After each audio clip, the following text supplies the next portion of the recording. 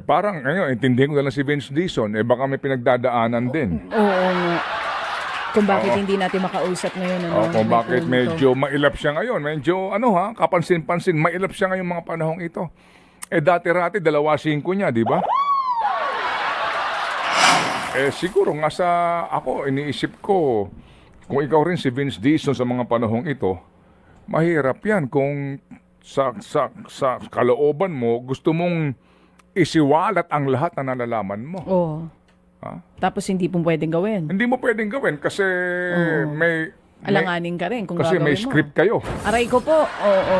na gustong sundan. Hindi, kasi Ito lang naman kaisipan na maaari pong isipin ng iba. ako naman. Na meron kayong sinusunod na script.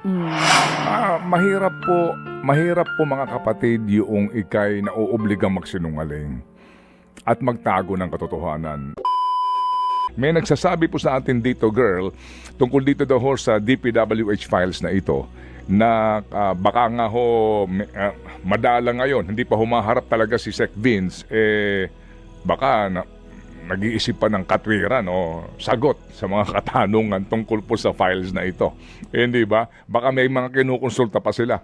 To how do you manage this particular issue sa mga panahong ito na marami po tayong katanungan. But anyway, again, Sec Vince, ano po ang ating pong pagpupugay sa inyo? Sana nakikinig kayo ngayon o kaya po ang inyong mga kasamahan sa inyong pong trabaho dyan sa DPWH. Bukas po ang aming programa, as always, para po naman sa inyong report sa bayan. Si Andrew nga natatanong dito, namimiss na raw si Secretary Vince. Oo nga. Kasi nga nasanay siya na linggo-linggo. Kaya nga, sana naman Sec Okay. Vince, mapagbigyan niya na tayo sa susunod na taon. Baka busy lang over the Sige, holidays. sa mga taga-Aurora, good morning sa inyo. Kumusta mga projects dyan? Dami pala, ha? Napakarami palang mga proyekto dyan sa Aurora Province, mga kapatid. Oo. Ganun pala doon sa Aurora. Kaya pala nung minsan, napadaan kasi ako doon noon. Siguro mga Saan 4 banda? months ago. Oo. Doon mismo. Sa Aurora. Sabi ko, ang dami projects dito, ha? Maganda naman yung mga projects kung talagang natutupad yung mga proyekto at walang nangungumisyon. Naman! Ramdam niyo po ba dyan sa Aurora, mga proyekto? Sige, ito nga po. Kasi pag tinanong natin, sino-sino daw yung mga cabinet secretaries na nandun daw sa file na ito? Na wala namang kaugnayan daw sa mga proyekto o walang kaugnayan mismo sa DPWH. Ay talaga naman. Sige, sa mga nasa baba, makinig kayo sa amin. Yung mga nasa taas, hindi mo iimbitahan makinig sa atin? Oo. Ay wala, nag-i-enjoy sila ngayon. Ay, oo. Baka lang sakali, makinig din po kayo sa amin. Baka tamaan po makakapal yung mukha. Kabubukas lang ng kanilang mga regalo kahapon. Naku, kayong regalo ng mga yun sa isa't isa. Kahit Alam mo, napansin ko lang masabi ko lang sa'yo, baby boy. Napansin ko kasi, bago tong flood control scandal, itong ating mga proponents, ang kanilang mga kamag-anak, mga asawa, mga anak, even yung mga wala sa politiko, grabe talaga mga postings nila. Last year ito, at nung mga nakaraang mga taon pa, ng kanilang mga pabonggahan, ng mga Noche Buena, mga outfitan, regalo sa isa't isa.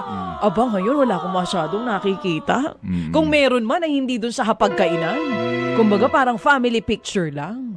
Oo. Tsaka yung mga biyahe nila ngayon, hindi rin nakapost. Oo, Nabawasan kaya kapal ng mukha nila? Ako palagay ko medyo parang magdududa ka. Bakit? Kapag ganyan na masyado na silang naglilihim. Masyadong tahimik. Oo. Kasi kakalihim nila, hindi mo alam. Kagaya nung isang sangkot ngayon, ang balita ako, naghakot talaga ng male-maleta din. May building dito sa May Quezon City. Oo, nahakot daw niya. Oo. Nahakot ba? Successful bang nahakot? Naku daw po, patay tayo dyan. Naunahan na naman tayo. Oo, meron daw. Baka mamaya yung seizure dun sa lugar kapag nahakot na lahat. Gusto mo bang sabihin ko? Wag na siguro, maya-mayang kaunti. Well, napansin ko lang naman, di mo ba ay sa bagay, wala nga pala itong social media si Baby Boy. Yun na napansin ko, ha? At malamang napapansin din yan ng mga kapatid natin. Wala silang pabonggahan ngayon, ano? Yap. Nabawasan ba kapal na mukha nila? Oo? O makapal pa rin ang mukha nila?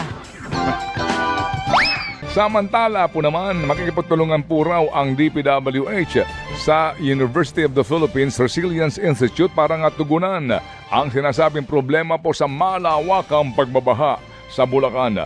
Nakipagpulong daw si Secretary Vince Dizon kay UP NOAA Executive Director Mahar Lagmay at sa 1st District Engineering Office ng Bulacan para dito. Kabilang po sa alternatibo at mas murang mga flood control projects na pinag-aaralang itayo sa naturang lalawigan ang mga dam, water catchment at detention basins at dredging sa Pampanga at Angat River.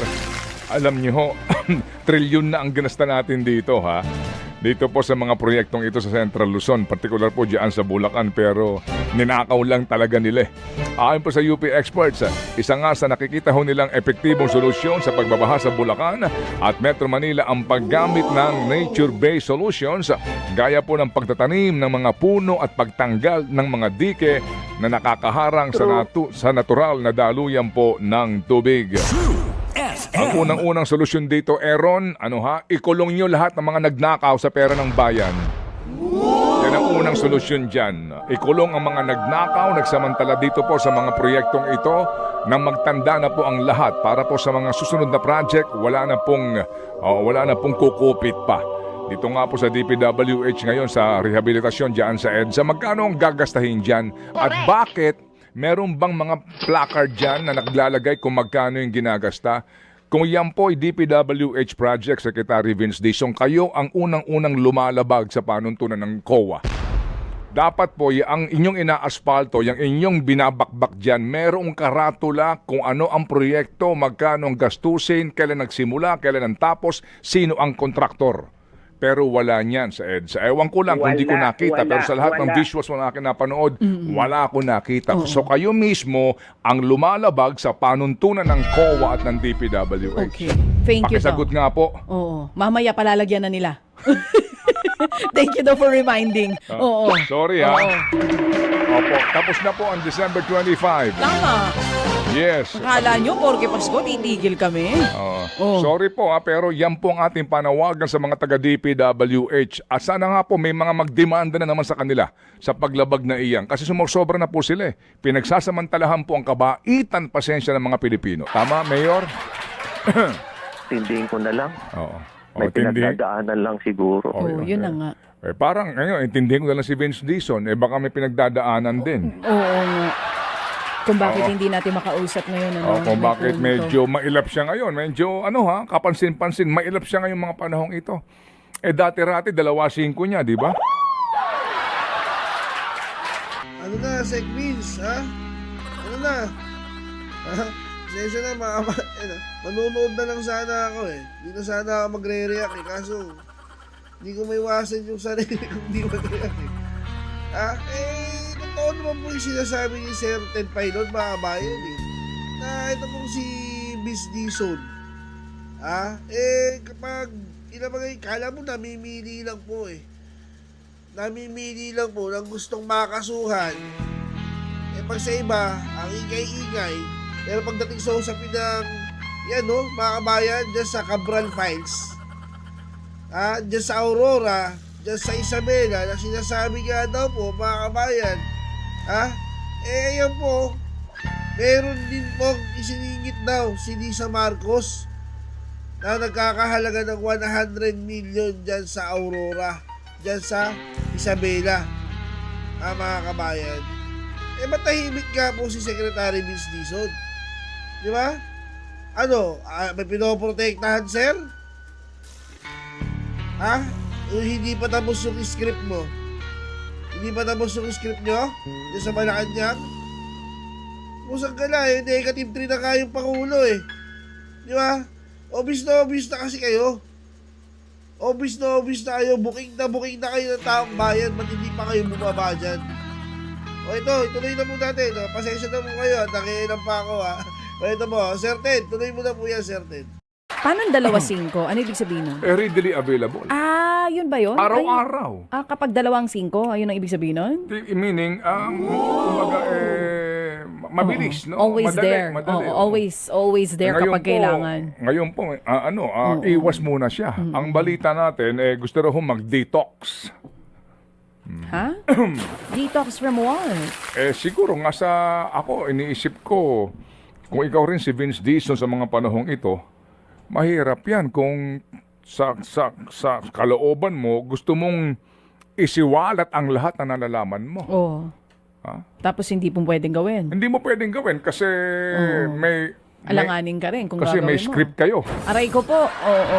na gustong sundan. Hindi, kasi Ito lang naman kaisipan na maaari pong isipin ng iba ako naman, na meron kayong sinusunod na script. hindi ko masyadong iniisip yung script. Ako, medyo nagtatampo ako kay Sec Vince. Bakit? Kasi ba naman, pag tayo, hindi na kay Sec Vince, maging doon sa ibang kawani ng gobyerno na gusto natin makausap dito. Kasi halimbawa, hihingiin natin yung kanilang opinion on certain topics. Oo. Hindi sila papayag pag sa atin. Tapos makikita ko sa ibang programa, nandoon sila. So nagtatampo ako. Bakit ganun? May gusto lang naman, pareho lang naman yung itatanong natin. Mas maaga lang ng kaunti, mas maaga lang naman kayo magigising. Pero ganun lang, same lang naman yung question namin eh. Oo, so sana kung kayo pumapayag Baka sa iba, baka may pumayag din naman kayo sa Hindi, amin. baka may Hindi ko conflict. maiwasang magtampo eh. Parang pag ikaw, kunwari may message kita, tapos hindi ka nagre-reply sa akin, di syempre magtatampo ako. Di ganun din nararamdaman ko sa kanila. Sobra mong tatampo ka agad. Oo, nagtatampo Paano kung tulog ako. lang ako? At least, Hindi ako makasakit, tulog ako. Oh, paano isang linggo na hindi ka sumasagot? Ano isang linggo ka hindi nagising? Hindi, dapat igalang mo yung kanilang freedom of choice. Oo naman, Di ba? totoo naman. Ganun talaga Igalang din nila yung pagtatampo ko. Oo. Oo. Ginagalang ko naman ang kanilang freedom of choice. Baka lang may gusto Ako na na silang may- iwasan ng mga tanong Yun na kung nga. sakasakali. Oo, Naintindihan natin yun. Oo. Mahirap po mga kapatid yung ikay na uubligang magsinungaling at magtago ng katotohanan. Alam nyo, ang tao naman kasi, may ano yan, may tayo namang lahat may budhi, di ba? Kaya nga sa drama, laging ganyan ang mga dialogue eh. Wala kang budhi! Diba? Sa mga drama, right? Yung mga nag-aaway. Oo. Ang tagal ko na. Wala din. kang konsensya. Hindi ko malaman kung saan ka umuhugot ng... Kapal na mukha. Kapag ka naman... kapag kasi- na mukha naman kaagad ikaw Hindi, eh. kasi ganun ang mga linyahan sa teleserye. O, di ba? Ang kapal na mukha mo. Paano mo talaga ang gawin sa akin? Lahat kang naman budhi. binigay ko sa'yo ah. Wala kang budhi. Napakaitim ng budhi mo. At least may budhi, may itim lang. Oo. Di ba? Mahirap. At saka, ang pinakamahirap din po naman sa panig po ng mga gumagawa ng panayam ay yung alam mo na yung kinakapanayam mo nagsisinungaling sa iyo. Hindi ba? Alam mo na may itinatago siya pero wala kang magagawa. Hanggang doon ka lang eh. Hindi ka pa pwedeng magalit, hindi mo pa pwedeng dikdikin ng dikdikin kasi nga hindi magiging maganda ang dating. Hindi po ba? Ganon din po naman yung binabalanse lang po natin ito. Oo. Pero alam mo, Igagalang natin kung ayaw nila o kaya naman sadya pong umiiwas sa mga direktang katanungan. Halimbawa, sample. ayan, okay. Sampulan mo, birahe. Kung kararating mo lang, Chacha, oh.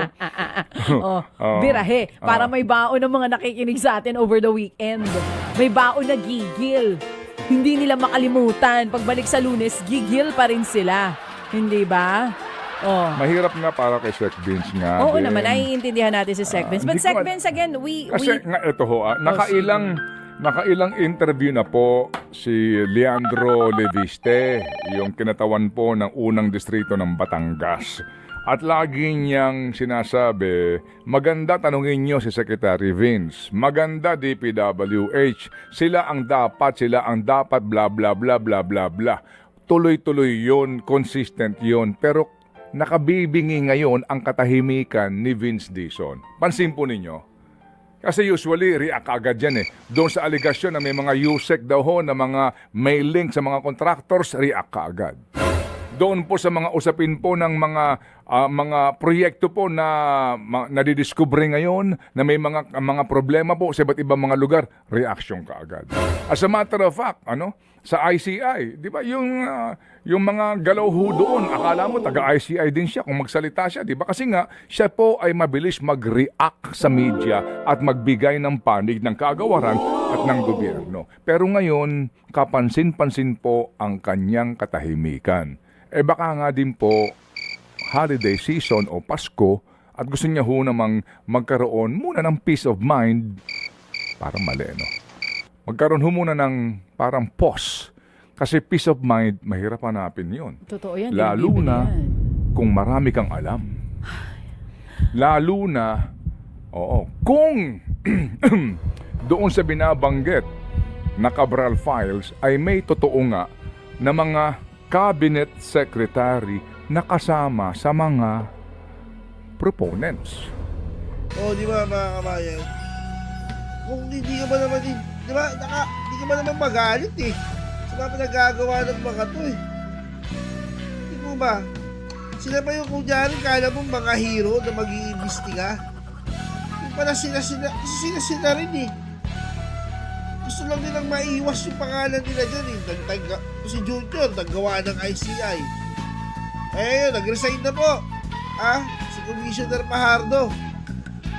Sino na lang naiwan dyan? Yung mag-isa na lang po. Di ba? Alam naman po kasi natin yung ICI, ginawa yan para protektahan si Junior. Na kunyari, siya po ang nakatuklas. Kalokohan po niya sa flood control. Ginagawa nyo kasing engot yung taong bayan.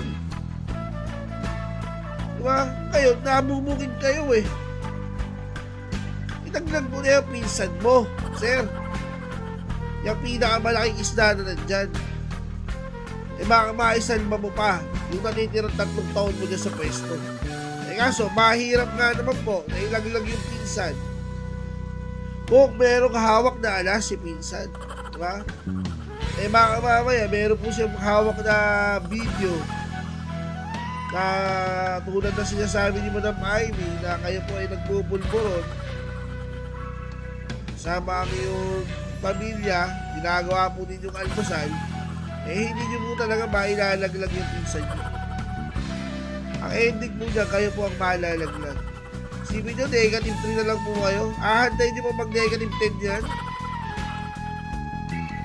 Hanggang dyan na lang po muna mga kabayan at huwag nyo pong kalimutan i-hit ang like at subscribe button. Maraming salamat sa muli. Paalam.